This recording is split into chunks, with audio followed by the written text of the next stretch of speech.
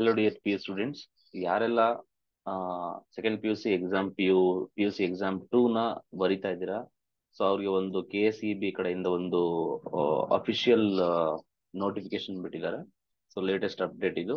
So ಏನಪ್ಪಾ ಅಂತ ಅಂದ್ರೆ 2024 ದ್ವಿತೀಯ ಪಿ ಯು ಸಿ ಪರೀಕ್ಷೆ ಪ್ರವೇಶ ಪತ್ರದಲ್ಲಿ ವಿದ್ಯಾರ್ಥಿಗಳು ಪರೀಕ್ಷೆ ತೆಗೆದುಕೊಂಡಿರುವ ವಿಷಯದ ಜೊತೆಗೆ ಹೆಚ್ಚುವರಿ ವಿಷಯಗಳು ಮುದ್ರಣಗೊಂಡಿರುವ ಅದು ಮಂಡಳಿಯ ಗಮನಕ್ಕೆ ಬಂದಿರುತ್ತದೆ ಅಂತ ಹೇಳಿ. ಸೊ ನನಗೂ ತುಂಬಾ ಜನ ಮೆಸೇಜ್ ಮಾಡಿದ್ರಿ, ಸರ್ ನಾನು 2 ಸಬ್ಜೆಕ್ಟ್ ಸರ್ ಅಪ್ಲೈ ಮಾಡಿರೋದು, ಬಟ್ ಅದರಲ್ಲಿ 3 ಸಬ್ಜೆಕ್ಟ್ ಬಂದಿದೆ, ಇನ್ನ ರಿಮೈನಿಂಗ್ ಎಲ್ಲ ಎಕ್ಸೆಪ್ಟೆಡ್ ಅಂತ ಬಂದಿದೆ, ಏನ್ ಮಾಡ್ಬೇಕು ಇದಕ್ಕೆ ಅಂತ. ನಾವು ಕಟ್ಟಿರೋದೇ 2 ಸಬ್ಜೆಕ್ಟ್, 3 ಸಬ್ಜೆಕ್ಟ್ ಪ್ರಿಂಟ್ ಆಗಿದೆ. ಸ್ವಲ್ಪ ಜನಕ್ಕೆ 3 ಸಬ್ಜೆಕ್ಟ್ ಕಟ್ಟಿದ್ರೆ 5 ಸಬ್ಜೆಕ್ಟ್ ಬಂದಿದೆ.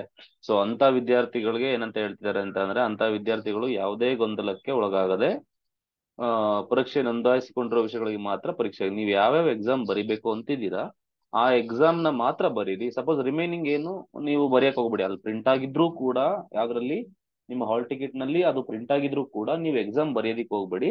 ಸೊ ಏನು ಪ್ರಾಬ್ಲಮ್ ಆಗಲ್ಲ. ಯಾಕೆ ಅಂತಂದ್ರೆ ಅವರು ನಿಮಗೆ ಗೊತ್ತಿರೋದ್ರ ಬೆಸ್ಟ್ ಆಫ್ 2 ತಗೊಂತಾರೆ, ಓಕೆನಾ.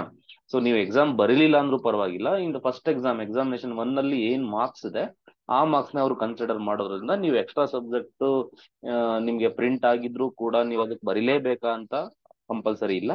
ನೀವ್ ಯಾವ್ದನ್ನ ಬರಿಬೇಕು ಅಂತಿದ್ದೀರಾ ಆ ಎಕ್ಸಾಮ್ಸ್ ಗಳನ್ನ ಬರೆದ್ರೆ it is more than enough. Okay, so ಯಾವ್ದಕ್ಕೂ ವರಿ ಮಾಡ್ಕೊಳಕ್ ಹೋಗ್ಬಿಡಿ. ಸೊ ಬೆಸ್ಟ್ ಆಫ್ 2 ತಗೊಳ್ಳೋದ್ರಿಂದ ಏನು ಪ್ರಾಬ್ಲಮ್ ಆಗಲ್ಲ, ಓಕೆನಾ.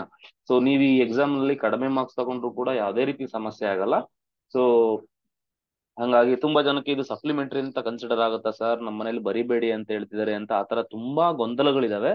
ಆತರ ಯಾವುದೇ ಗೊಂದಲ ಬೇಡ, ಇದು ಸಪ್ಲಿಮೆಂಟರಿ ಅಲ್ಲ, this is an improvement exam, ಓಕೆನಾ. ಸೊ ಹಂಗಾಗಿ ಯಾವುದೇ ರೀತಿ ಸಮಸ್ಯೆಗಳು ಬೇಡ. ಸೊ ಎಲ್ರು ಹೋಗಿ ಎಕ್ಸಾಮ್ ಬರೀರಿ. ನೀವು ಯಾವ ಎಕ್ಸಾಮ್ ಬರಿಬೇಕು ಅಂತ ನೀವು ಅಪ್ಲೈ ಮಾಡಿದೀರಾ ಆ ಎಕ್ಸಾಮ್ ನ ಬರೀರಿ. ಅದ್ರ ಜೊತೆಗೆ ನಿಮ್ಗೆ ಎಕ್ಸ್ಟ್ರಾ ಸಬ್ಜೆಕ್ಟ್ ಏನಾದ್ರು ಅದರಲ್ಲಿ ಪ್ರಿಂಟ್ ಆಗಿತ್ತು ಅಂತ ಅಂದ್ರೆ ಆ ಎಕ್ಸಾಮ್ಸ್ ಗಳನ್ನ ಬರೆಯಕ್ಕೆ ಹೋಗ್ಬೇಡಿ, ಓಕೆನಾ. ಸೊ ಬರೀ ಹತ್ರ ಇದ್ರು ಕೂಡ ಬರೀರಿ, ತೊಂದರೆ ಏನೂ ಆಗಲ್ಲ. ಬರೆದ್ರು ತೊಂದರೆ ಇಲ್ಲ, ಬರೀಲಿಲ್ಲ ಅಂದ್ರೂ ತೊಂದರೆ ಇಲ್ಲ. ಬರೀಲಿಲ್ಲ ಅಂತ ಅಂದ್ರೆ ಎಕ್ಸಾಮಿನೇಷನ್ 1 ನಲ್ಲಿ ಏನ್ ಸ್ಕೋರ್ ಬಂದಿದೆ ಸೊ ಅದನ್ನ ಅವರು ತಗೊಂತಾರೆ, ಓಕೆನಾ. ಸೊ ಇಷ್ಟ ಆಗಿತ್ತು ಇವತ್ತಿನ ಮಾಹಿತಿ. ಸೊ ನೀವೇನಾದ್ರೂ ಫಸ್ಟ್ ಟೈಮ್ ನಮ್ಮ ಯೂಟ್ಯೂಬ್ ಚಾನಲ್ ನೋಡ್ತಾ ಇದ್ರೆ ಸಬ್ಸ್ಕ್ರೈಬ್ ಮಾಡಿ, ಶೇರ್ ಮಾಡಿ. So latest ಅಪ್ಡೇಟ್ಸ್ಗೋಸ್ಕರ.